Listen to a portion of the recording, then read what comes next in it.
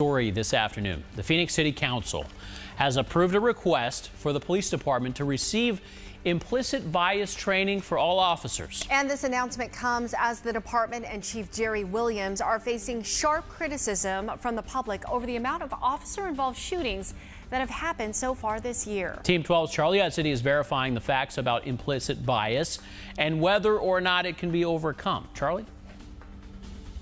Well, the issue of implicit bias has been pushed more and more into the headlines recently, with Starbucks requiring mandatory training for all of their staff just a few weeks ago.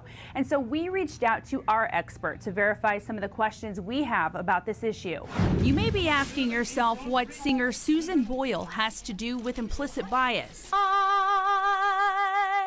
But our expert says she is the perfect example. We just don't expect that someone who looks like Susan Boyle could sing as beautifully as she did.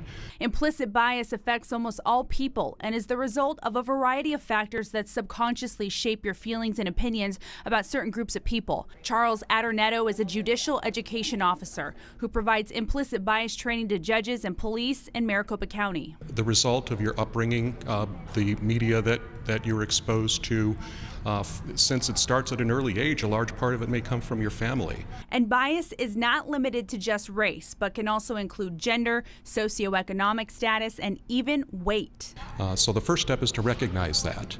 Once you recognize that implicit bias is in play, then you do need to take steps on a case-by-case basis to ensure that you eliminate that from your decision-making process. The Phoenix Police Department has been approved to receive implicit bias training, which Adornetto says has become more and more popular in the last few years. But is implicit bias something that can be fixed? I don't think you can ever let your guard down. I think you have to guard against it on a daily basis, on a case-by-case basis. So we can verify implicit bias can be addressed with testing and training, but it's not something that, according to our expert, will ever entirely go away.